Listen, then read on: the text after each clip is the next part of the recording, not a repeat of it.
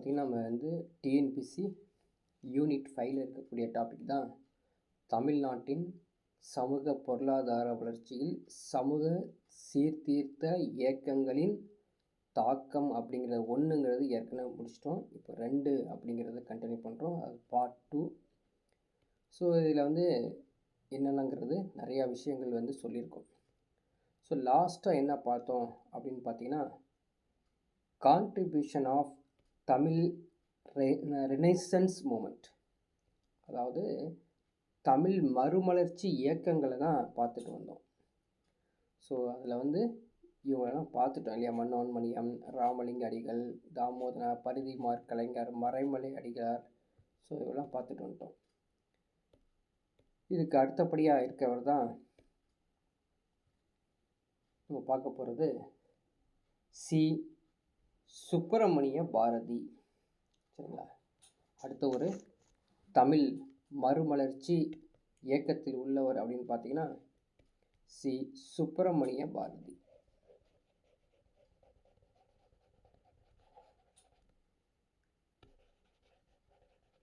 So இவரை பற்றி நிறையா விஷயங்கள் தெரிஞ்சு வச்சுக்கணும்.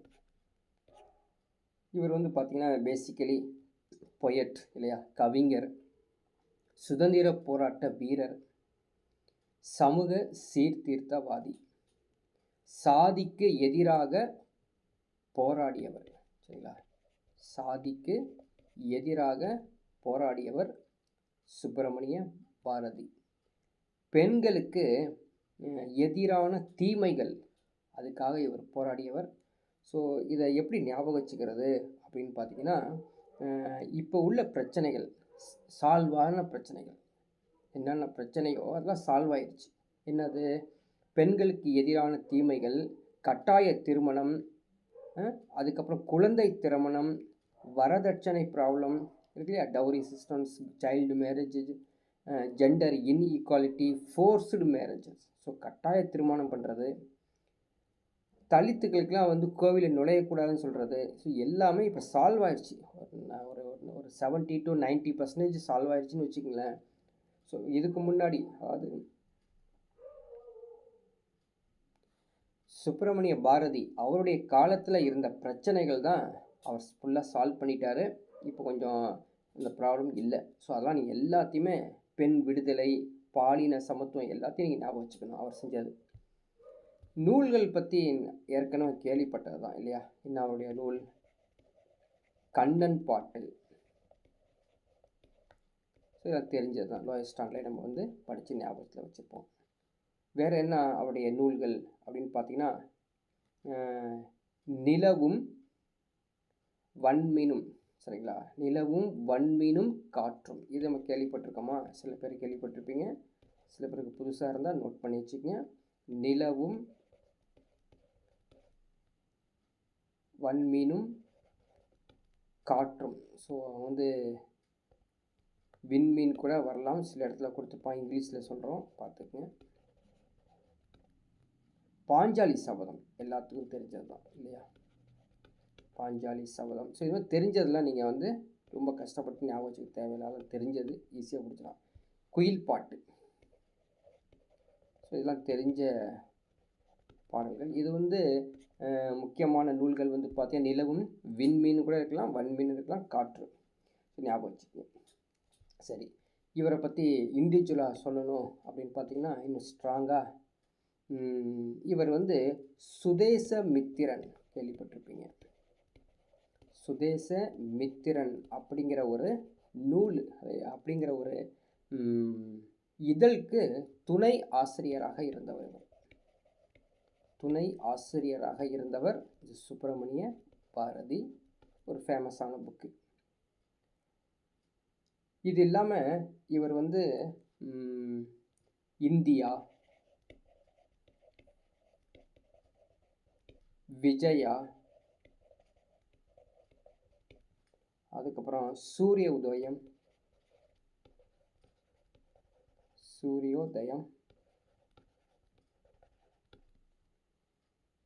பாலபாரதம். ஸோ இந்த நூல்களுக்கும் அவர் ஆசிரியர் இருந்தார்.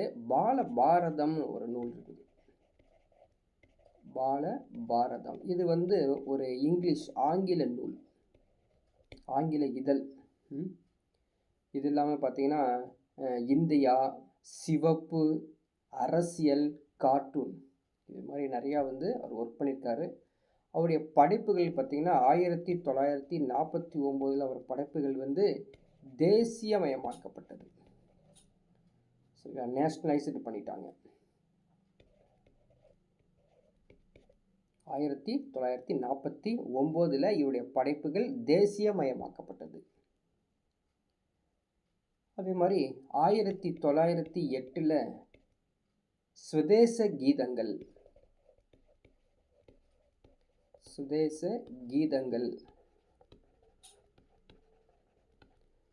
ஸோ அது மாதிரி ஒரு தலைப்பு வச்சு மகாகவி, தேசிய கவி அப்படிங்கிற ஒரு டைட்டிலை வாங்கினவர். மகாகவி, தேசிய கவி அப்படிங்கிற டைட்டிலை வாங்கினவர் தான் அந்த மகாகவி சுப்பிரமணிய பாரதி அப்படிங்கிறவர். அடுத்த ஒருத்தர் மறுமலர்ச்சி இயக்கத்தில் இருக்கவர் யார் அப்படின்னு பார்த்தீங்கன்னா திரு வி. கல்யாண சுந்தரனார்.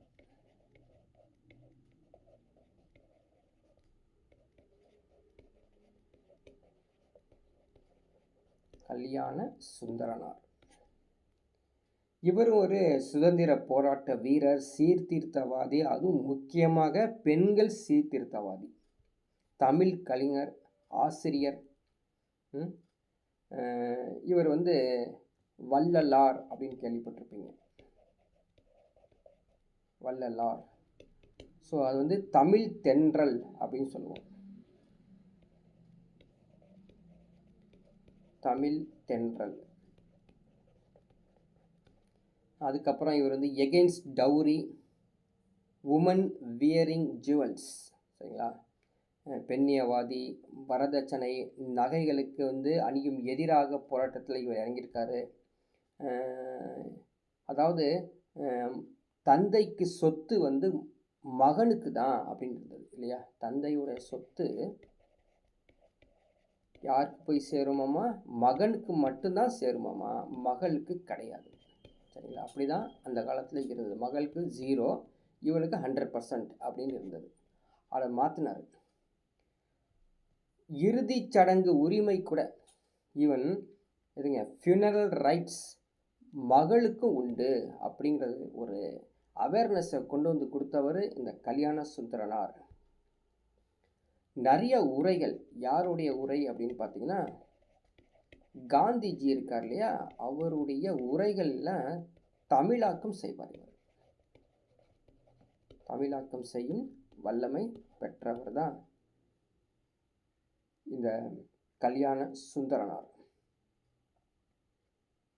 தேசபக்தன்,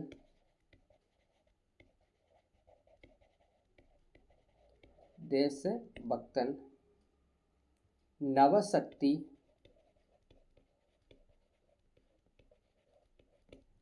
திராவிடன். தேசபக்தன், நவசக்தி, திராவிடன், இது மாதிரி உடைய இதழ்கள் ஃபேமஸ். ஸோ இது வரைக்கும் வந்து பார்த்தீங்கன்னா கான்ட்ரிபியூஷன் ஆஃப் இந்த ரெனேசன்ஸ் அப்படிங்கிறது பார்த்தோம். ஸோ நெக்ஸ்ட்டு வந்து பார்த்தீங்கன்னா depressed classes leaders. So contribution of depressed classes leaders, அதாவது தாழ்த்தப்பட்ட மக்கள் வந்து அதிகமாக இருந்த அந்த காலம். ஸோ தாழ்த்தப்பட்ட பட்டியலின மக்களை வந்து அந்த வகுப்புகளை சேர்ந்தவருக்காக இவர் போராட்டம் பண்ணியிருக்காரு. தலைவர்கள் உருவாகியிருக்காங்க. ஸோ இவங்களுடைய கான்ட்ரிபியூஷன் அதில் யார் யாருன்னு பார்க்கலாம். நிறைய லீடர்ஸ் வந்தாங்களாமா. ஃபஸ்ட்டு லீடர்ஸ் பற்றி சொல்கிறாங்க. இவர் வந்து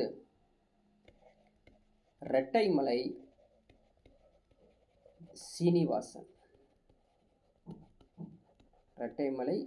சீனிவாசன் அப்படிங்கிறவர் ஃபேமஸ் ஆனவர். இவரை செல்லமாக என்ன அழைப்பார்கள், தாத்தா என்று அழைப்பார்கள். தாத்தா 1859 பிறந்தார். எங்கே பிறந்தார், காஞ்சிபுரத்தில் பிறந்தவர். இவர் காஞ்சிபுரத்தில் 1889 பிறந்தார். Social justice, equality, civil rights of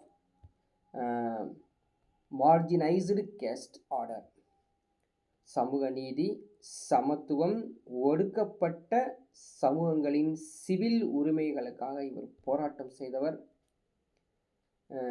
இவருடைய ஆட்டோபயோகிராஃபி ஒன்று இருக்குது.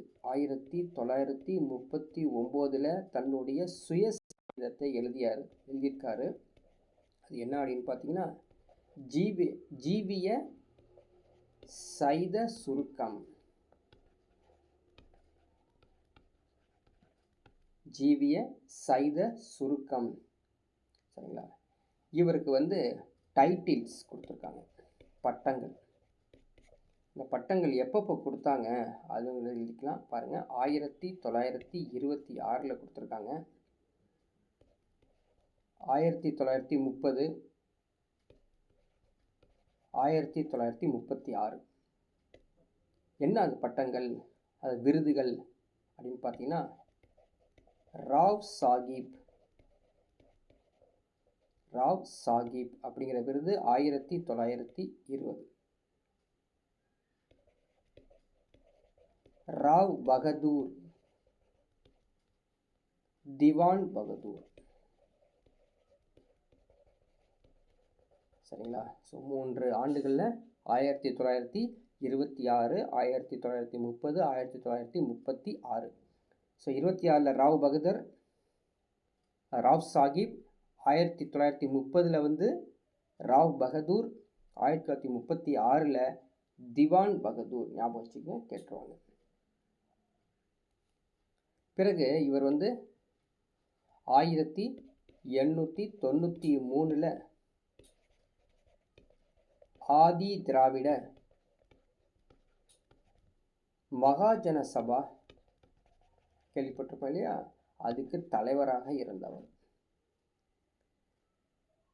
பட்டியல் சாதிகள், அதுக்கப்புறம் மெட்ராஸ் மாகாண தாழ்த்தப்பட்ட வகுப்பு கூட்டமைப்பு, ஸோ இதிலெல்லாம் அவர் பிரசிடெண்ட்டாக இருந்தவர். 1894 பஞ்சமி அப்படிங்கிற நிலங்கள் கேள்விப்பட்டோம் இல்லையா, செங்கல்பட்டில். அந்த நிலங்களை வீட்டு பட்டா, விவசாய நிலங்கள், குழந்தைங்களுக்கு கல்விகளுக்காக மீட்கப்படுறதுக்கு இவர் பாடுபட்டவர். இரட்டைமலை சீனிவாசன். 1906 இந்த வருடத்தில் சவுத் ஆப்பிரிக்காவில் இல்லை தென்னாப்பிரிக்காவில் யார் காந்தியை மீட் பண்ணியிருக்காரு. சரிங்களா? எப்போ அந்த இன்சிடெண்ட் என்ன அப்படின்னு பார்த்தீங்கன்னா, இன பாகுபாடு இருக்கும்போது மீட் பண்ணியிருக்காரு. சரிங்களா? Racial discriminations. அப்போ அந்த சமயத்தில் 1906 மெட் காந்தி இன் சவுத் ஆப்பிரிக்கா. சரிங்களா? 1923 சட்ட மேலவை உறுப்பினராக ஆயிருக்காருங்க. சட்ட மேலவை உறுப்பினர், மெம்பர் ஆஃப் லெஜிஸ்லேட்டிவ் கவுன்சில். எந்த கட்சியில் இருந்திருக்காருன்னா ஜேபி. ஞாபகம், ஜேபினா ஜஸ்டிஸ் பார்ட்டியில் இருந்திருக்காரு. இவர் சட்டசபையில் தீர்மானத்தை ஒன்று கொண்டு வந்திருக்காரு. ஆகஸ்ட் 25, 1924 சட்டசபையில் ஒரு ரெசல்யூஷன் கொண்டு வந்திருக்காருங்க. ரெசல்யூஷன் சொல்கிறதுல மோஷன் இன் அசம்பிளி கொண்டு வந்திருக்காரு. என்ன அப்படின்னு பார்த்தீங்கன்னா, இந்த மாதிரி பிரச்சனைகள்லாம் சொல்லி இவர் சொல்கிறத பேஸ் பண்ணி 1925 ஜிஓவே கொடுத்துருக்காங்களாமா. ஜிஓனா கவர்மெண்ட் ஆர்டரே கொடுத்துட்டாங்க. என்ன கொடுத்துருக்காங்க? பொது தெருக்கள், தலித்துகளை பொது தெருக்களில் போகலாம், சாலைகளில் போகலாம், கட்டிடங்களில் போகலாம், பொதுவான கிணறு யூஸ் பண்ணலாம். இது மாதிரி தலித்துகளுக்கு இல்லை பிரச்சனைகள் எல்லாத்தையும் இவர் சால்வ் பண்ணி கொடுத்துருக்காரு. முக்கியமாக சொல்லப்போனால் இந்த ஆப்ரஸ்டு பீப்புள்ஸ், ஒடுக்கப்பட்ட மக்களுக்கு இவர் நிறைய வசதிகள் செஞ்சு கொடுத்துருக்காரு. இலவச கல்வி செஞ்சுருக்காரு. சரிங்களா? இதை விட இன்னொரு பாயிண்ட்டு சொல்லணும் அப்படின்னு பார்த்தீங்கன்னா, 1930, 1931 இந்த 2 ஆண்டு நோட் பண்ணிக்கங்க. இந்த 2 ஆண்டு என்னது? முதலாவது வட்டமேஜை மாநாடு. சரிங்களா? இரண்டாவது வட்டமேஜை மாநாடு. இந்த 2 மாநாட்டிலையும் டாக்டர் அம்பேத்கருடன் சேர்ந்து லண்டன் போயிருக்காருங்க. சரிங்களா? இன்னொரு இன்ஃபர்மேஷன் லாஸ்ட்டாக 1932 பூனா ஒப்பந்தத்தில் கையெழுத்திடுவதற்கு இவரும் போயிருக்காரு. ஸோ எத்தனை வேலைகள் செஞ்சுருக்காரு பாருங்கள். ரெட்டைமலை சீனிவாசன் ஞாபகம் வச்சுக்கோங்க. நிறையா பாயிண்ட்ஸ் இருக்குது, அதுவும் ஷார்ட்டாக கொடுத்துருக்கேன் வித்து டைம் லைன். ஸோ நீங்கள் வந்து ஒரு சார்ட்டு மாதிரி போட்டு படித்து வச்சுக்கோங்க, கண்டிப்பாக ஈஸியாக ஞாபகம் வச்சுக்கலாம். அடுத்த ஒருத்தர், இவர் வந்து பார்த்தீங்கன்னா 1883 1943 வாழ்ந்தவர். எம்சி ராஜான்னு சொல்லுவாங்க இவரை. ஜென்ரலி இவரை எம்சி ராஜா. எம்சி ராஜா என்னது? மயிலை சின்னத்தம்பி ராஜா.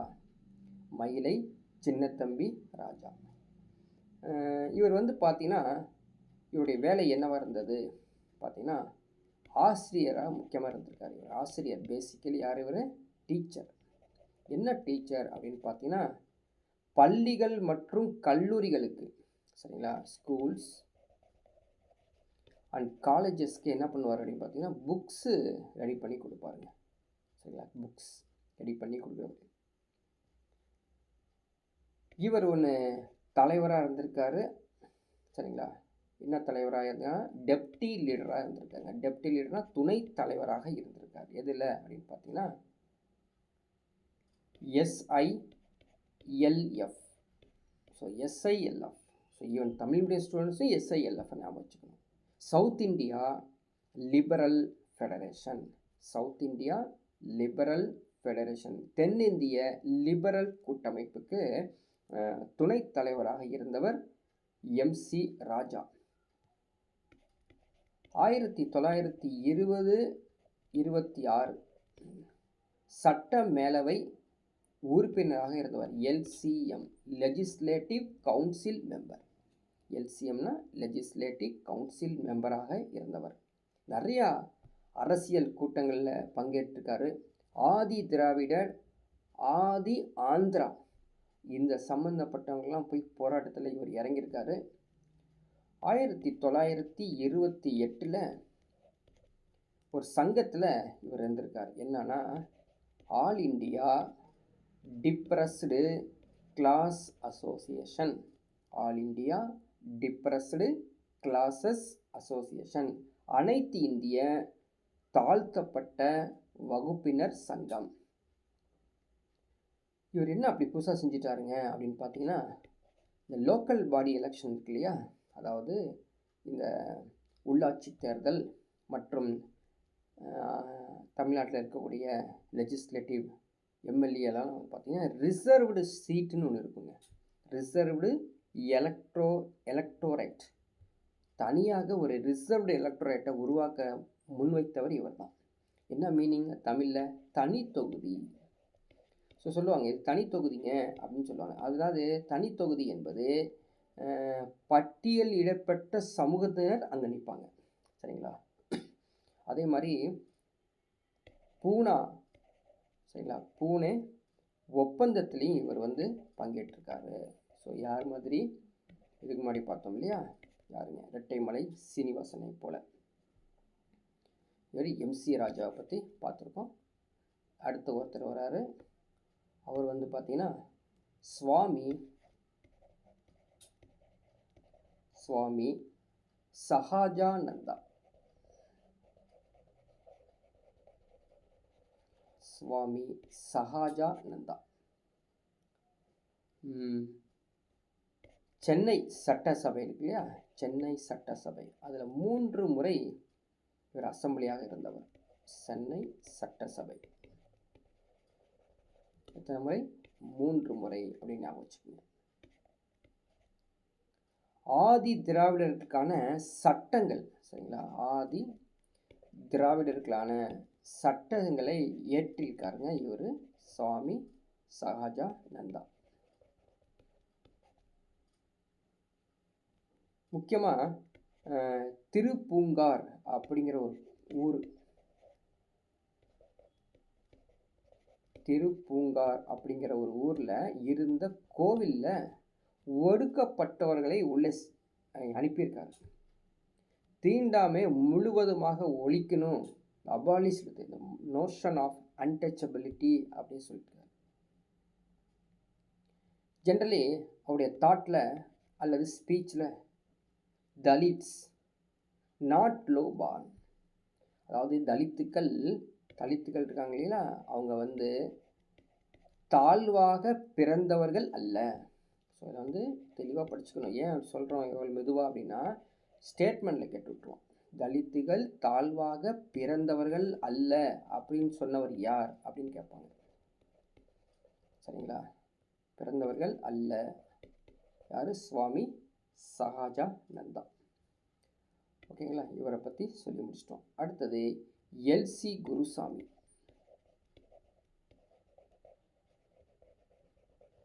எல்சி குருசாமி பிராமண எதிர்ப்பு இயக்கத்தில் பங்கேற்றிருக்காரு.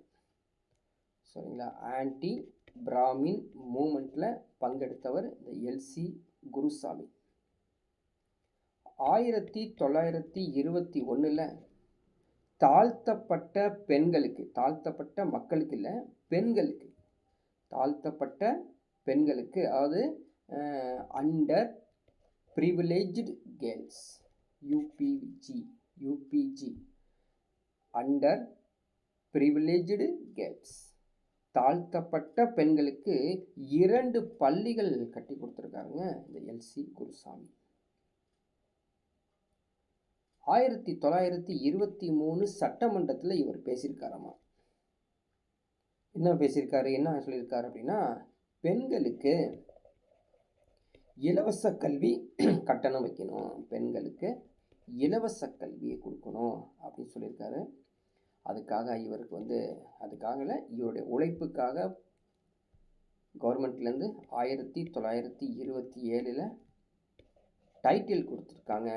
ராவ் சாஹிப் அப்படிங்கிற ஒரு விருது கொடுத்துட்டாங்க குருசாமிக்கு, எல்சி குருசாமிக்கு ராவ் சாஹிப் அப்படிங்கிற ஒரு 1927. சரிங்களா? அடுத்த ஒருத்தர் விஐ முனுசாமி. விஐ முனுசாமி சென்னை சட்டமன்றத்திலையும் இவர் இருந்தாராமா. எப்படி இந்த சுவாமி சகாஜானந்தா மாதிரி சென்னை சட்டசபையிலையும் இருந்தவர். 1926 இருந்தவராமா. என்னவா இருந்தார் அப்படின்னா, த ரெப்ரசன்டேட்டிவ் ஆஃப் ஆதி திராவிடர், ஆதி திராவிடருடைய பிரதிநிதியாக இருந்தவர் விஐ முனுசாமி. அதுக்கப்புறம் 1937-39 சிஎம்மாக இருந்தவர் யார்? ராஜாஜி சிஎம்மாக இருக்கும்போது இந்த விஐ முனுசாமி என்ன மினிஸ்டருங்க, அவர் அக்ரிகல்ச்சர் மினிஸ்டராக இருந்தார். ஏஎம் விவசாயத்துறை அமைச்சராக இருந்தவர் விஐ முனுசாமி. கோவிலில் வந்து அனைத்து மக்களும் கோவிலில் வந்து உள்ளே போகலாம் அப்படிங்கிற ஒரு மசோதா கொண்டு வந்தாங்களாமா. அந்த மசோதாக்கு இவர் வந்து ஆதரவு தெரிவிச்சிருக்காரு அப்படிங்கிற இன்ஃபர்மேஷனோட விஐ முனுசாமியை முடிச்சுட்டு அடுத்தது போனால் பி கக்கன்.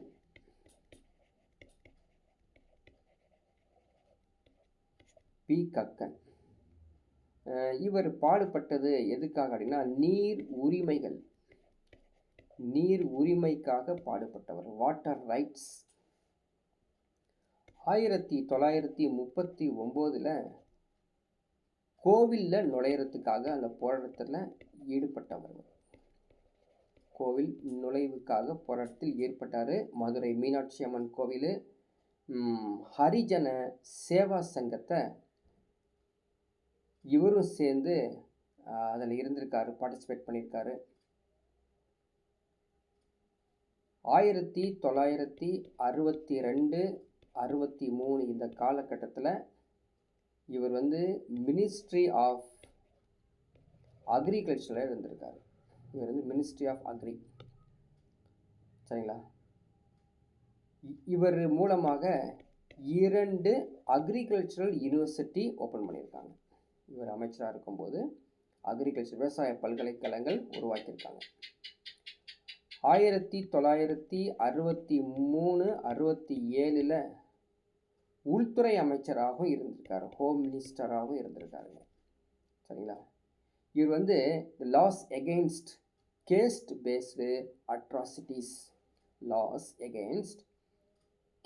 பேஸ்டு அட்ராசிட்டிஸ், சாதி அடிப்படையிலான வன்கொடுமைகளுக்கு எதிரான சட்டங்களைலாம் ஏற்றிருக்காரமா. இவருடைய அச்சீவ்மெண்ட்ஸ், அதாவது இவருடைய சாதனைகள் அப்படின்னு பார்த்தீங்கன்னா நிறைய சாதனைகள். இதை தவிர வேற என்ன சாதனைகள் அப்படின்னு பார்த்தோம்னா, இவருடைய சாதனைகள் மேட்டூர் கொண்டு வந்தது இவர் தான்.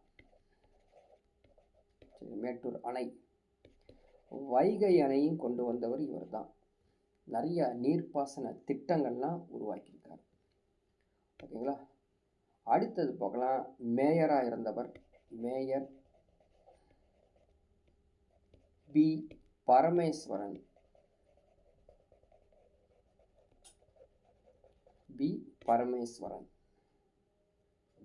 1964 தலைவராக இருந்தவர்.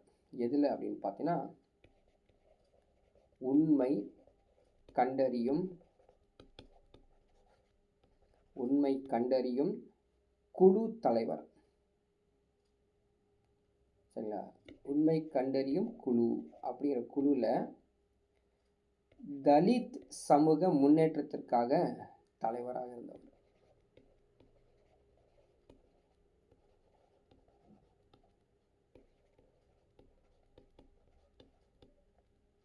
தலித் நலனுக்காக அதிகமாக சீர்திருத்தங்கள் கொண்டு வந்தவர் இந்த மேயர் பரமேஸ்வரன். அடுத்தது இன்னொருத்தர் பார்த்தீங்கன்னா, இவர் தவத்திரு, அவர் பேர் வந்து தவத்திரு சுவாமி தேசிகானந்தா.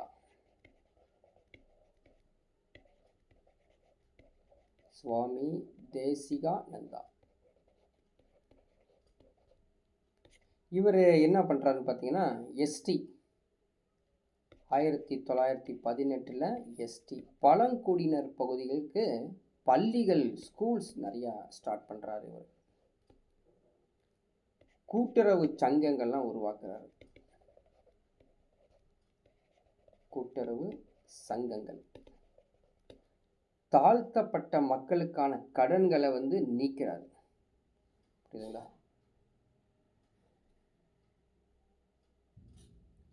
ஓகே, அடுத்த ஒருத்தர் பார்க்கலாம். இவர் வந்து பெரியார். ஸோ பெரியார் பற்றி நம்ம நிறையாவே கதையாக சொல்லியிருக்கோம். ஆனால் இந்த பகுதியில் பெரியாரை பற்றி மிகவும் தெளிவாக சொல்லியிருக்காங்க.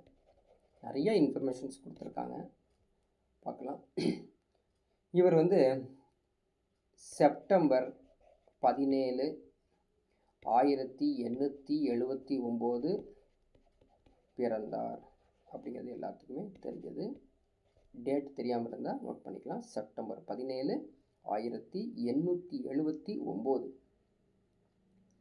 ஸோ இவருடைய ஃபாதர் பேர் தெரியும் நமக்கு. ஃபாதர் பேர் என்னது? வெங்கட நாயக்கர்.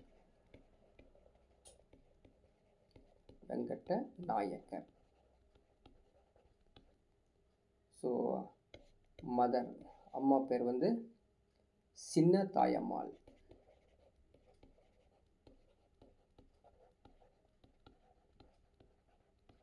ஓகே. இவர் 1879 பிறந்திருக்காரு. 1904 என்ன பண்ணார் தெரியுங்களா? காசிக்கு போயிட்டார். காசியில் போய் அங்கிருந்து பகுத்தறிவு வாதத்தை பேசுகிறார்.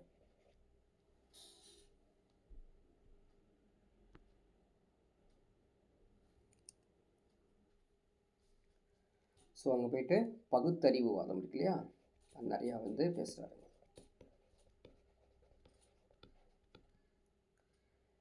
அதுக்கப்புறம் இவருடைய தமிழ் அறிஞராக இருந்தவர் யாருன்னா அயோத்திதாசர்.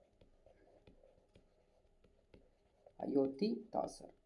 ஸோ அவருடைய தமிழ் ரிலேட்டடாக அவருக்கு வந்து ஒரு ஒரு ஃப்ரெண்ட்ஷிப் கிடைக்குது, அட்ராக்ஷன் கிடைக்குது.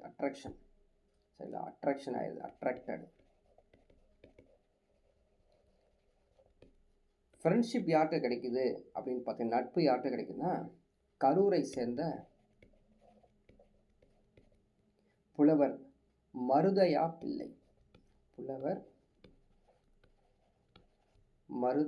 பிள்ளை. இவர்கிட்ட வந்து நட்பு, ஃப்ரெண்ட்ஷிப் கிடைக்குது. 1918 ஈரோடுக்கு முனிசிபாலிட்டி சேர்மன், ஈரோடு நகராட்சி தலைவராக தேர்ந்தெடுக்கப்படுறாரு. இதே 1918 ராஜாஜிட்ட நட்பு, ஃப்ரெண்ட்ஷிப் இவருக்கு ஏற்படுது. 1919 ஐஎன்சியில் சேர்றார். வற்புறுத்துறாங்க, வாங்க ஐஎன்சியில் சேருங்க இந்திய தேசிய காங்கிரஸில். யார் அப்படி வற்புறுத்தினாங்க அப்படின்னு பார்த்தீங்கன்னா, வரதராஜலு நாயுடு இவர் வற்புறுத்துறாரு. சி ராஜகோபாலாச்சாரியா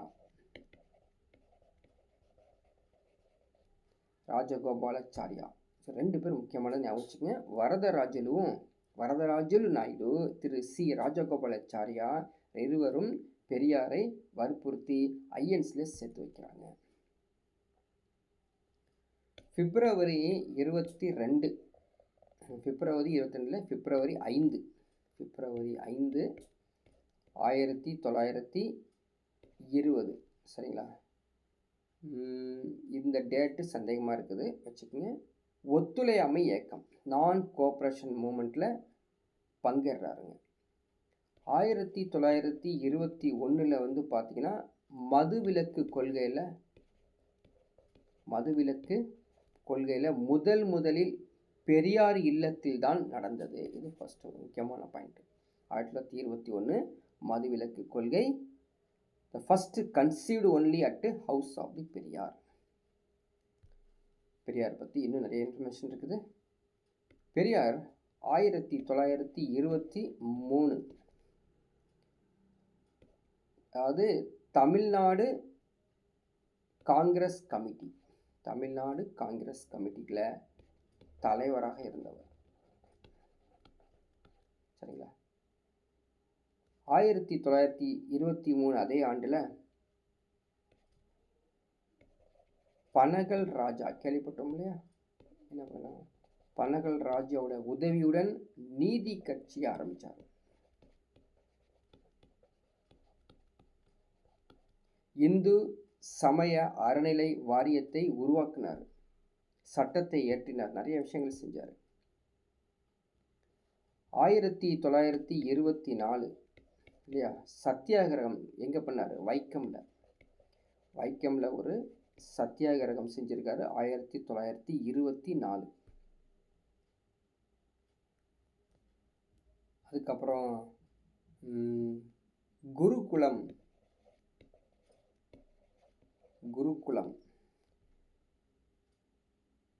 அதாவது இந்த குருகுலம் யாருது அப்படின்னா,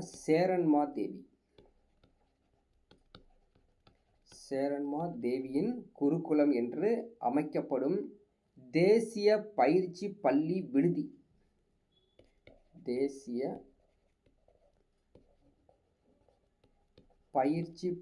விடுதியை வந்து உருவாக்குனாங்க. இதுக்கு வந்து உறுதுணையாக இருந்தவர் VVS ஐயர். 1925 தமிழ் வார இதழ் என்ன, குடியரசு, இவருடையது. 1925 வந்து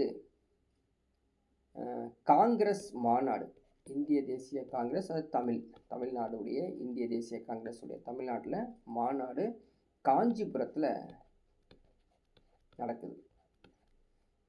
யாருடைய தலைமையில் அப்படின்னா திரு வி கல்யாண சுந்தனார் அவருடைய தலைமையில் நடக்குது.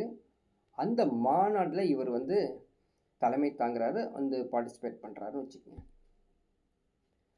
அதுக்கப்புறம் நிறைய நம்மளுக்கு தெரியும், பிராமணர் அல்லாத 50% இடஒதுக்கீடு கோரி இவர் மூலமாக கொண்டு வரப்பட்டது. இவர் 1925 ஐஎன்சியிலேருந்து விலகிறார். ஐஎன்சியிலேருந்து விலகிறாருங்க 1925. அதே ஆண்டு செல்ஃப் ரெஸ்பெக்ட் மூமெண்ட் ஸ்டார்ட் பண்ணுறாரு, சுயமரியாதை இயக்கத்தை நிறுவுறார். 1928 ரிவோல்ட் அப்படிங்கிற ஒரு தலைப்பில் பத்திரிகை வெளியே வருதுங்க. So Periyar published and English magazine, மறந்துடாதீங்க, ஆங்கில இதழ் ரிவோல்ட். 1929 அவர் வச்சிருந்தா இல்லையா செல்ஃப் ரெஸ்பெக்ட் மூமெண்ட், சுயமரியாதை இயக்கம், அந்த இயக்கத்தின் முதல் மாநாடு எங்கே நடந்தது? செங்கல்பட்டுன்னு சொல்லி மறந்துடாதீங்க, செங்கல்பட்டில் நடந்தது முதல் மாநாடு, செங்கல்பட்டு. இதுக்கு தலைமை வகித்தவர் யார் அப்படின்னு பார்த்தீங்கன்னா WBA சவுந்தரபாண்டியன்.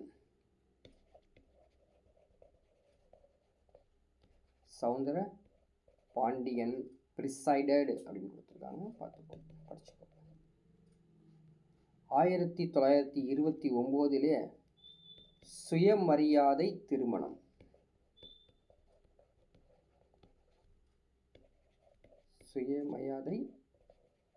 திருமணம், செல்ஃப் ரெஸ்பெக்ட் மேரேஜ் கொண்டு வந்தார். இவர் சென்ற முதல் பயணம் எந்த நாடு அப்படின்னா மலேசியா, மலையான்னு சொல்லுவாங்க. மலையாக்கு சென்றதான் முதல் பயணம், வெளிநாட்டு பயணம். 1930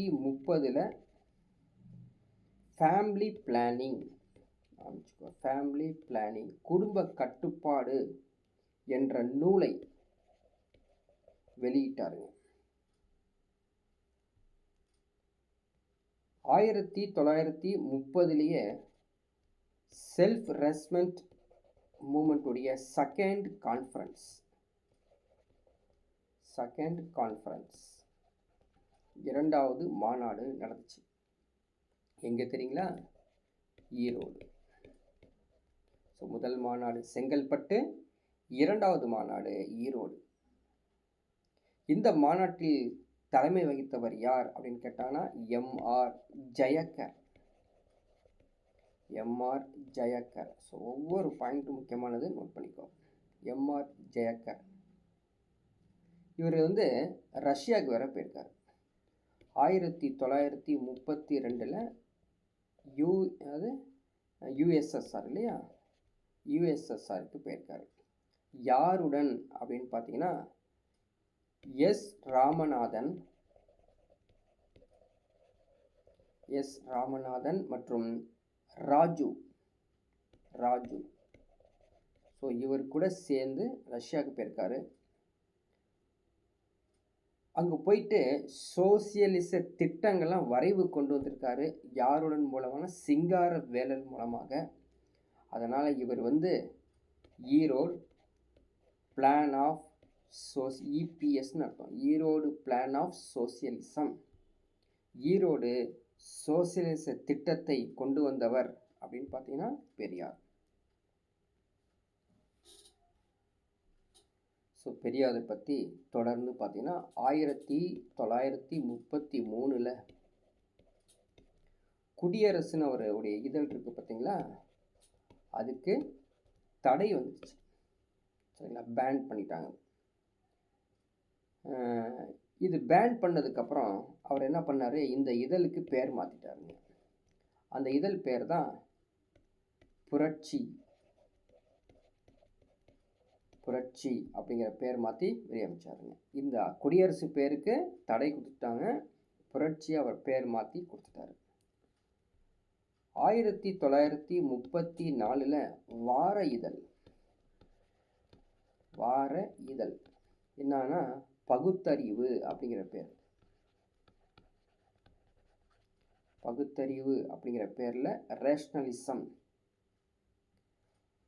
1/1/1937 விடுதலை அப்படிங்கிற பத்திரிக்கையை விட்டார். தமிழ் மாத இதழ், இது தமிழ் நாளிதழ், நியூஸ் பேப்பர் இல்லையா, டெய்லி நியூஸ் பேப்பர் ஞாபகம் வச்சுக்கோங்க, தமிழ் டெய்லி நியூஸ் பேப்பர். 13/1/1935 வந்து தமிழ் எழுத்துக்கள்லாம் இருக்கு இல்லையா, ஸோ இந்த நா அப்படின்னு யூஸ் பண்ணுறோம்ல, அண்ணா அப்படின்னு, அந்த நாவை வந்து இப்படி தான் யூஸ் பண்ணுங்க அப்படிங்கிறத கொண்டு வராருங்க. 13/1/1935. 1937 வந்து ஹிந்தி போராட்டத்தில் பங்கேற்றாரு. அப்போதைக்கு வந்து சி ராஜாஜி இருக்கார். 1937 திருச்சியில் ஒரு மாநாட்டில் பெரியார் வந்து சொல்கிறாரு, தமிழ்நாடு தமிழர்க்கே, தமிழ்நாடு தமிழர்க்கே.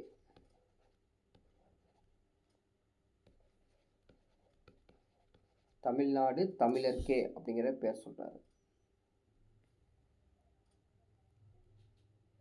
அதுக்கப்புறம் வந்து பார்த்திங்கன்னா 4/6/1938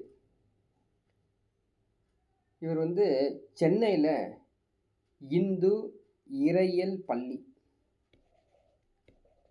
இந்து இறையியல், இங்கிலீஷில் சொல்கிறேன், இறையியல் பள்ளி ஃபஸ்ட்டு ஆரம்பிக்கிறாருங்க. சரி, Periyar began to pitch in front of the Hindu Theological School in Chennai from 4/6/1938. So இங்கே வந்து இந்த பள்ளியில் அங்கே இந்தி கட்டாயமாக அறிமுகப்படுத்தப்பட்டதாம், அதுக்காக போராட்டம் பண்ணியிருக்காரு. 1938 அவர் பெல்லாரி, பெல்லாரிங்கிறது உங்களுக்கு தெரியும், இந்த ஊர் கர்நாடகாவில் இருக்குது. ஸோ பெல்லாரி ஜெயிலில் அவர் அடைக்கிறாங்க, அரெஸ்ட் ஆகி பெல்லாரி ஜெயிலில் போயிடுறாரு. ஸோ இவருக்கு ஒரு டைட்டில் இருக்கு இல்லையா, பெரியார் அப்படிங்கிற டைட்டில் இருக்குல்ல, எப்போ வந்தது? பெரியார் அப்படிங்கிற பட்டம் 1938 தான் கொடுக்கப்பட்டது. அது ஞாபகம் வச்சுக்கோ கேட்பாங்க. 1938 தான் பெரியார் என்ற தலைப்பு கொண்டு வரப்பட்டது. தமிழ்நாடு மகளிர் மாநாடு நடத்தியவர் இவர் தான்.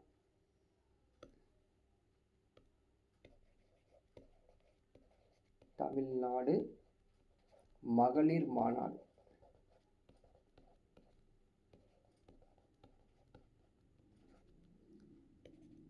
அடுத்தது வந்து பார்த்தீங்கன்னா 1944 இல்லையா, 1944 என்னது, தீகா, திராவிட கழகம், ஏற்கனவே படிச்சிருக்கோம், சேலத்தில்.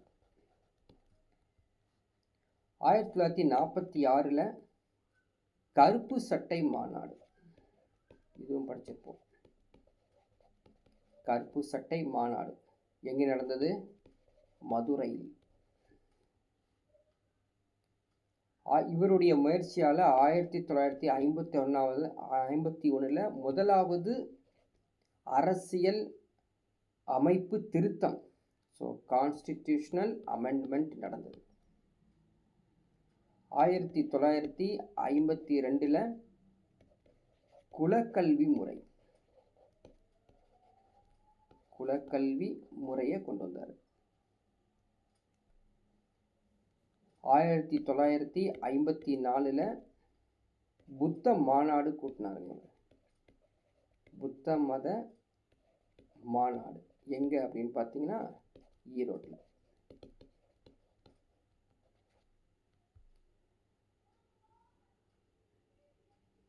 இந்த மாநாட்டில் கலந்து கொண்டவர் யாருன்னு பார்த்தீங்கன்னா மாண்டேலே அப்படிங்கிறவர் யார் அப்படின்னா மியான்மர் நாட்டை சேர்ந்தவர். 1969 கருவறைக்கே போகணும் அப்படின்னாரு. கருவறைக்கு நம்ம உள்ள நுழையலாம், ஏன் நுழையக்கூடாது? கோவில் கருவறைக்குள் நுழையலாம் அப்படிங்கிற ஒரு போராட்டத்தை கொண்டு வந்தார். 1970 bimonthly magazine, Tamil bimonthly magazines, 2 மாத இதழ், அந்த இதழ் பேர் உண்மை.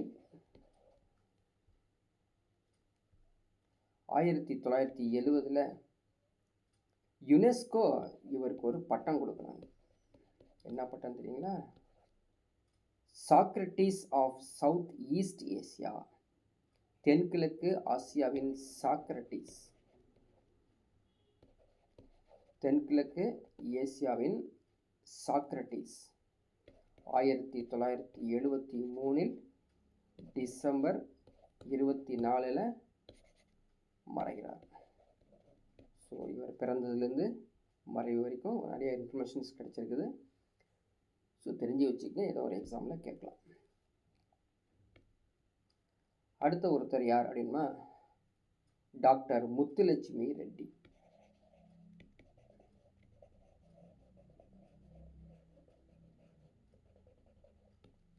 டாக்டர் முத்துலட்சுமி ரெட்டி இவரை பற்றி பார்க்கலாம். இவர் ஜூலை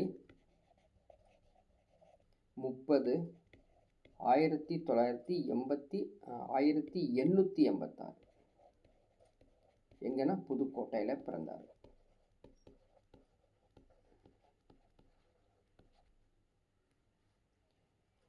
1912 முதல் பெண் மருத்துவர், முதல் பெண் மருத்துவராக இவர் தான் முதல்ல மருத்துவர் ஆகிறார். 1918 டாக்டர் அன்னி பெசன்ட் அம்மையாருடன் இணைந்து இந்திய மகளிர் சங்கத்தை நிறுவுகிறார். இந்திய மகளிர் சங்கம் யாரு? அன்னி பெசன்ட் அம்மையார். அதுக்கப்புறம் பார்த்தீங்கன்னா மார்கரெட் கசின்கன் அவருடைய மூலமாக அடையாறில் அந்த சங்கம் நடைபெறுது.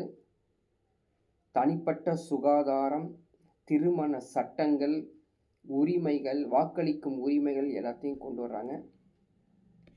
1927 all women's conference, AWC, all woman conference, அனைத்து மகளிர் மாநாடு. பிறகு 1930 பூனால again AWC, all India women's conference நடக்குது. அதே ஆண்டு 1930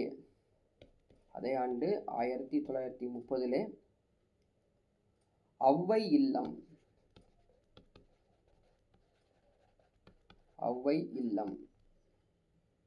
இந்த ஆர்பேஞ்ச் இருக்காங்க இல்லையா, அனாதை இல்லம், அதான் அனாதைகளுக்கு இல்லம். எங்கே? சாந்தோம் சென்னையில். 1933-47 இந்திய பெண்கள் சங்கம், ஸோ உமன் இந்தியா அசோசியேஷனுக்கு இவங்க யார்? தலைவராக இருக்கிறார். 1947 மதராஸ் தேவதாசி பில் மசோதா கொண்டு வராங்க. 1947 மதராஸ் தேவதாசி தடுப்பு மசோதா. 1956 புற்றுநோய் நிறுவனம், புற்றுநோய்க்கு ஒரு நிறுவனத்தை உருவாக்குறாரு. எங்கன்னா அடையாறில்.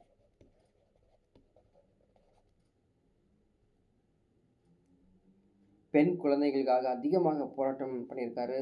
அவங்களுடைய திருமணத்தை தடுத்திருக்காரு. தேவதாசி முறை ஒழிப்பு மசோதாவை கொண்டு வந்தார், பார்த்தோம் ஏற்கனவே. சட்டமன்ற உறுப்பினராக இருந்தவர். ஸோ இதெல்லாம் வந்து டாக்டர் முத்துலட்சுமியை பற்றி டீட்டெயிலாக சொல்லியிருக்கோம். நீங்களும் ஒரு புக் எடுத்து படிச்சுக்கணும். ஸோ அடுத்தது வந்து தாராம்பாள், டாக்டர் எஸ் தாராம்பாள். தாராம்பாள்னா தர்மபால் இல்லையா, தர்மம்பாள். இவங்க வந்து தஞ்சாவூர்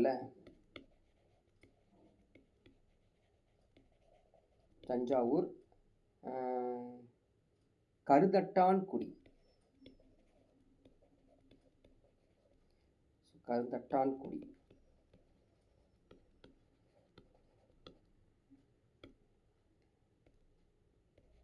அங்கே பிறந்தாங்க. பெரியார் சிந்தனையை கொண்டு வந்தாங்க. அவங்களுடைய தாக்கம் அதிகமாக இருந்தது.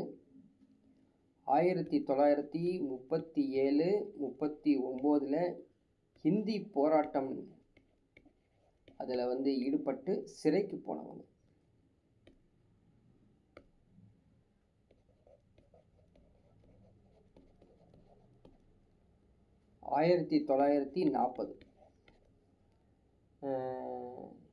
எலவு வாரம் அப்படின்னு கொண்டாடினாங்க.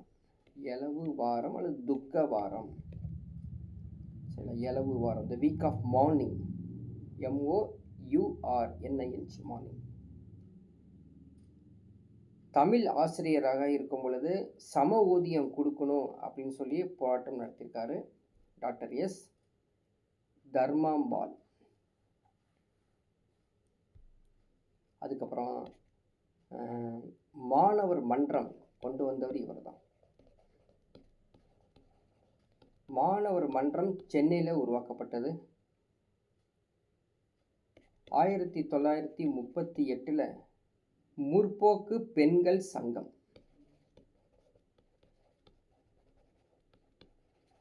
முற்போக்கு பெண்கள் சங்கம் பெரியாருடன் சேர்ந்து இந்த சங்கம் உருவாக்கப்பட்டது. 1951 இவருக்கு ஒரு டைட்டில் கொடுத்தாங்க, வீர தமிழன்னை. வீர தமிழன்னை.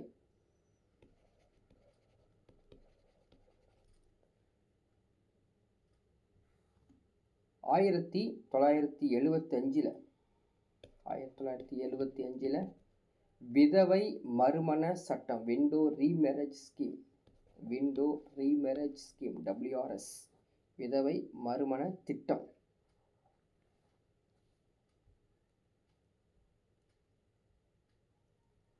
அடுத்த ஒருத்தர்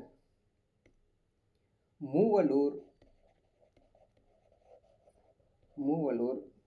ராமா அமிர்தம்.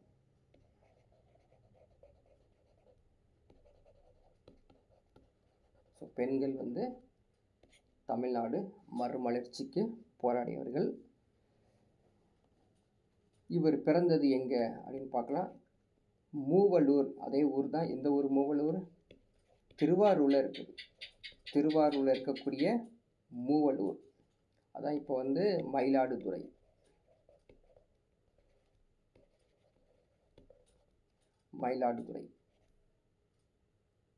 இவர் வந்து முத்துலட்சுமி ரெட்டி இருக்காங்க இல்லைங்களா, அவங்களுக்குள்ள சேர்ந்து தேவதாசி ஒழிப்பு சட்டத்துடன் போராட்டம் செஞ்சு அதை நிறுத்தினவங்க இந்த மூவலூர் ராமா அமிர்தம். இவர் வந்து பார்த்திங்கன்னா இந்திய தேசிய இயக்கம், இந்தியன் நேஷ்னல் மூமெண்ட்டில் வந்து இவங்க வந்து சப்போர்ட்டராக இருந்திருக்காங்க, ஆதரவாளர். அதே மாதிரி செல்ஃப் ரெஸ்பெக்ட் மூமெண்ட்டில் இவங்க வந்து மெம்பராகவும் இருந்திருக்காங்க, அதாவது உறுப்பினராக இருந்திருக்காங்க. 1925 பெரியார் வந்து ஐஎன்சியோட வெளியே வந்துட்டார், ஐஎன்சிலேருந்து விலகிட்டார் இல்லையா. அப்போ இவங்களும் இந்த மூவலூர் ராமாமிர்தம் பெரியாருடன் சேர்ந்து காங்கிரஸிலிருந்து வெளியேறினார். இந்தி போராட்டத்தில் பங்கேற்றிருக்காரு. இந்தி போராட்டத்தில் பங்கேற்று நவம்பர் 6, 1938 சிறைக்கு சென்றிருக்கார். இவர் அண்ணா இருக்கார் பார்த்தீங்களா, திமுகவில், அந்த அண்ணாவுக்கு இவர் ஆதரவாளர், அண்ணாவுடைய ஆதரவாளர். ஓகேங்களா. இவர் மதிப்பெற்ற மைனர், இவருக்கு பேர் பாருங்கள், டைட்டில் மதிப்பெற்ற மைனர் அப்படின்னு சொல்லுவாங்க.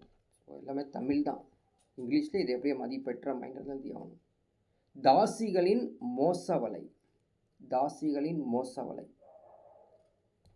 ஸோ அடுத்தது சோசியலிசம் ரிலேட்டடாக வந்தவர் முக்கியமானவர் M Singaravelar.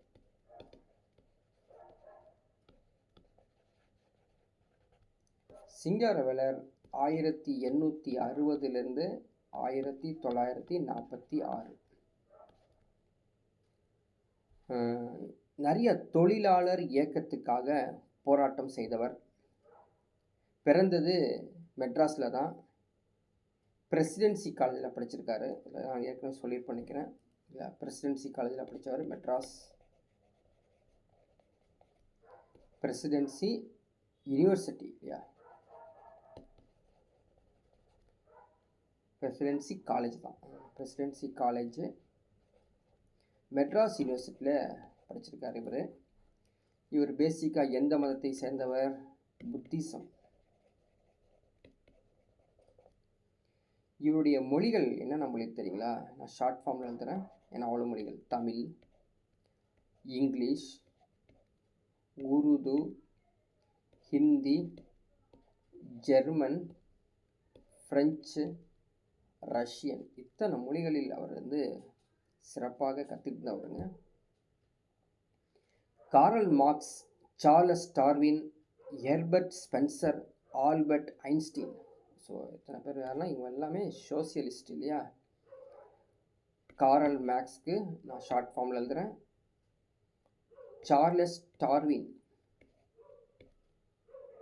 Herbert Spencer, Albert Einstein.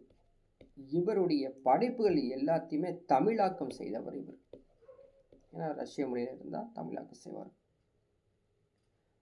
1923 மே 1, இல்லையா, மே 1, அதான் மே தினமாக கொண்டாடப்படுவதற்கு காரணம் இவர் தான். மே டே.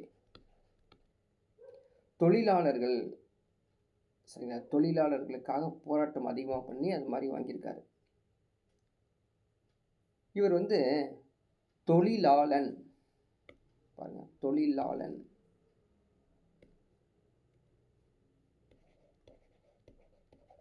தொழிலாளன் அப்படிங்கிற ஒரு பத்திரிகை வச்சிருக்காருங்க, news paper, Tamil news paper. தொழிலாளர்களுடைய பிரச்சனைகளை இந்த நியூஸ் பேப்பரில் சொல்லுவாராமா. செல்ஃப் ரெஸ்பெக்ட் மூமெண்ட்லேயும் இவர் பார்ட்டிசிபேட் பண்ணியிருக்காரு.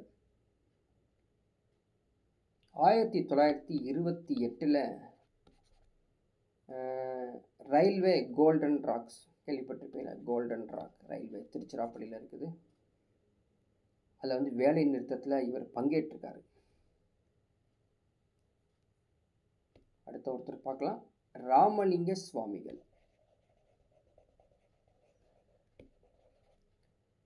ராமலிங்க சுவாமிகள்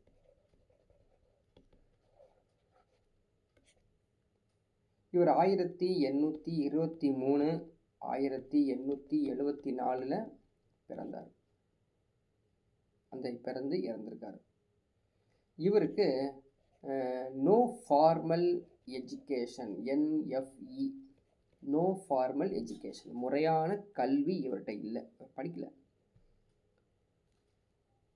1856 சமரச வேத சன்மார்க்க சங்கம், சன்மார்க்க சங்கத்தை கொண்டு வந்திருக்காரு. சமரச சுத்த சன்மார்க்க சங்கமாக பிறகு மாற்றப்பட்டது. சமரச சுத்த சன்மார்க்க சத்திய சங்கம். 1870 சத்திய ஞான சபை.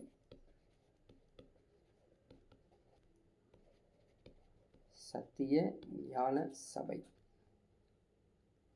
1866 ஃபெமினி. என்ன ஃபெமினினா பஞ்சம் இருந்தது. அப்போ பஞ்சம் இருக்கும் பொழுது 1867 இலவச உணவு கொடுத்தாரு.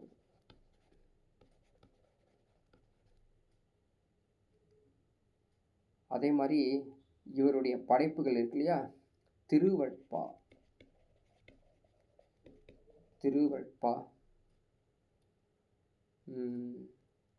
அதுக்கப்புறம் வந்து பார்த்தீங்கன்னா திருமுறை,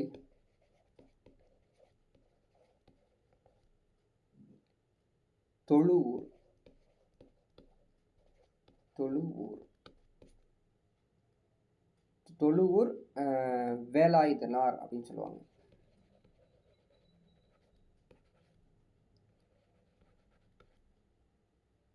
அதே மாதிரி மருட்பா, சாங்ஸ் ஆஃப் இக்னோரன்ஸ், அறியாமையின் பாடல்கள் அப்படின்னு சொல்லுவாங்க. அதே மாதிரி இவருடைய பசிக்கும் வறுமைக்கும் சாட்சி, சரிங்களா, அருட்பெருஞ்சோதி, நிறைய இவருடைய படைப்புகள் இருக்குது. தனியாகவே படைப்புகள் சிம்பிளாக சொல்கிறேன் பாருங்கள். இவருடைய படைப்புகள் வந்து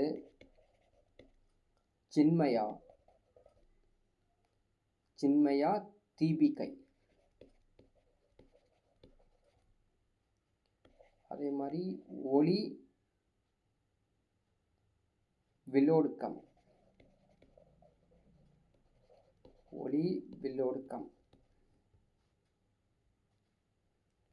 தொண்டை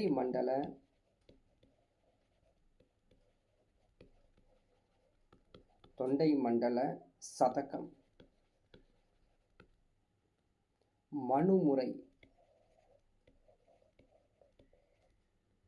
மனுமுறை கண்ட வாசகம், ஜீவகாருண்ய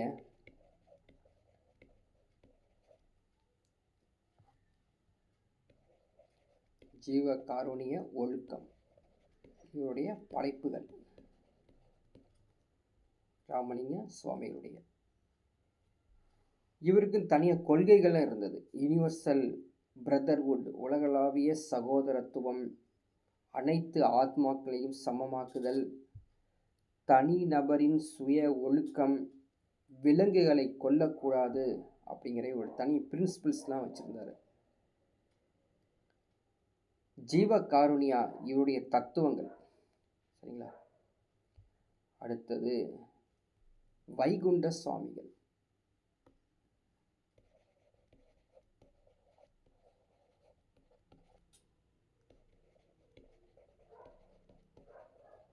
ஸோ வைகுண்ட சுவாமிகள் எந்த ஊர் நமக்கு ஈஸியாக ஞாபகம்.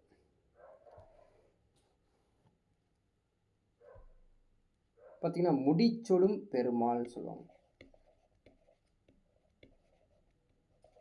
முடிச்சொடும் பெருமாள். முத்துக்குட்டி,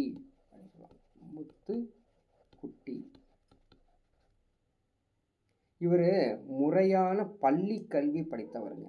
மத நூல்களை அதிகமாக படித்தவர். இவர் வந்து திருவிதாங்கூர் எங்க இருக்குது, கேரளா. திருவிதாங்கூர் அங்க சமஸ்தானத்தில் இருந்தவர். திருவிதாங்கூர் சமஸ்தானத்தில் இருந்தவர். வெள்ளை பிசாசுக்கள், கருப்பு பிசாசுகள் என்று சொன்னவர் யாருன்னா இந்த வைகுண்டா சுவாமிகள். வெள்ளை பிசாசு யாரை சொல்றாருன்னா பிரிட்டிஷ்காரர்களை, சரிங்களா. வெள்ளை பிசாசுகள் என்பது பிரிட்டிஷ்காரர்களையும், கருப்பு பிசாசுகள் என்பது திருவிதாங்கூர் ராஜாவையும் சொன்னார். ஞாபகம் வச்சுக்கோங்க. திருச்செந்தூர் கோவில் இருக்கு இல்லையா, இன்னைக்கு அதில் வந்து தரிசனம் செய்தவருங்க. திருச்செந்தூரில் வந்து தரிசனம் செய்தவர் வைகுண்ட சுவாமிகள். அதனால தான் பேர் வைகுண்டர் அப்படிங்கிற பேர் வந்தது. 1833 சாமி தோப்பு அந்த இடத்துல இவர் தியானம் செஞ்சுருக்காரு, துறவி ஆகிட்டாராமா. தலைப்பாகை போட்டிருப்பாரு, சிலை வழிபாடுகள், மிருக பலிகளை கண்டித்தார். சமத்துவம் சமாஜம் அப்படின்னாரு.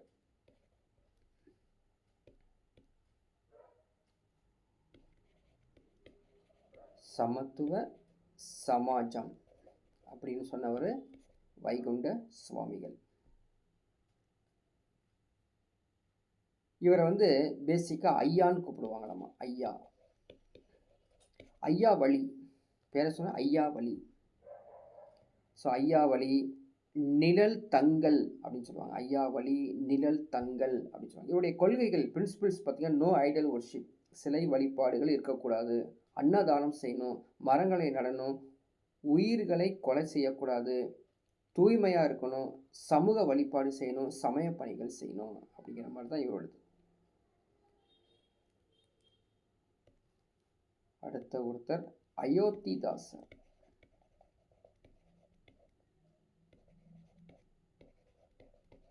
அயோத்திதாசர். ஸோ நம்ம வந்து ரொம்ப டீப்பாக எல்லாமே விடாமல் நடத்திட்டுருக்கோம். ஆனால் நீங்கள் எல்லாமே விடாமல் படிச்சிடணும். ஸோ இவ்வளோ கஷ்டப்பட்டு நடத்துகிறவங்க புரியுது. நீங்கள் கஷ்டப்பட்டு 2க்கு 3 முறை அதிகமாக கஷ்டப்பட்டு படிக்கணும். அப்போ தான் வந்து குவாலிஃபை ஆக முடியும். அயோத்திதாசர் யாருங்க? காத்தவராயன். அவர் தான் அயோத்திதாசர். காத்தவராயன் சென்னையில் பிறந்தார். தமிழ் அறிஞர் இவர், தமிழ் ஸ்காலர், எழுத்தாளர், சித்த மருத்துவர். மறந்துடாதீங்க, சித்தா மெடிசனில் இவர் ஃபேமஸ். சித்த மருத்துவர் இவர் ஃபேமஸ்னா, Siddha medicine practitioner, journalist, socio political ஆக்டிவிட்டீஸில் இருந்தவர். இவருடைய லாங்குவேஜ் பார்க்கலாம். பெரிய லாங்குவேஜ்லாம் இல்லை, தமிழ், இங்கிலீஷு, சான்ஸ்கிரிட். சரிங்களா? இது எல்லாமே எக்ஸ்ட்ரா பாலி லாங்குவேஜ். என்ன லாங்குவேஜுங்க? அதாவது இந்த புத்திஸ்ட் யூஸ் பண்ணக்கூடிய பாலி லாங்குவேஜில் ஃபேமஸானவர். இவர் வந்து தீண்ட தகாதவர்கள் பள்ளி உருவாக்கியிருக்காரு. எப்படி சொல்லலாம்,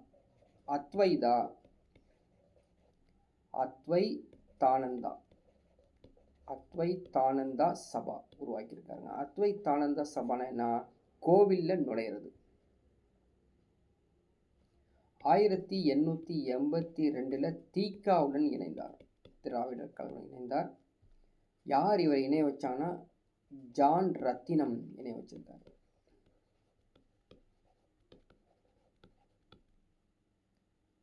1885 திராவிட பாண்டியன்.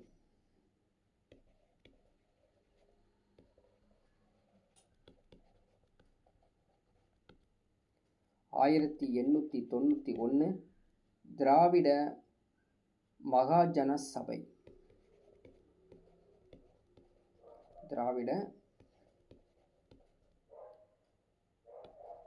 மகாஜன சபை இருக்குங்களா, அதோடைய முதலாவது மாநாடு, ஃபஸ்ட்டு கான்ஃபரன்ஸ் நடத்தினார். எங்கே அப்படின்னா, ஊட்டி அல்லது நீலகிரி.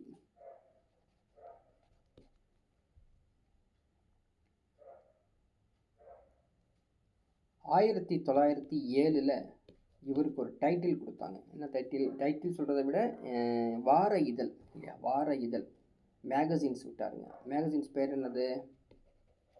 ஒரு பைசா தமிழன். ஒரு பைசா தமிழன் அப்படிங்கிற ஒரு டைட்டிலில் வார இதழ் கொண்டு வந்தாருங்க. 1914 இவர் இறந்துட்டார். இறப்பு. ஸோ இவர் தமிழன் அப்படின்னு சொல்லுவாங்க, அந்த அளவுக்கு இவர் ஃபேமஸ் ஆனவர். ஸோ 1898 விட்டு போனது மெட்ராஸ் சாக்கிய புத்தக சங்கம். மெட்ராஸ் சாக்கிய புத்தக சங்கம் இவர் தான்.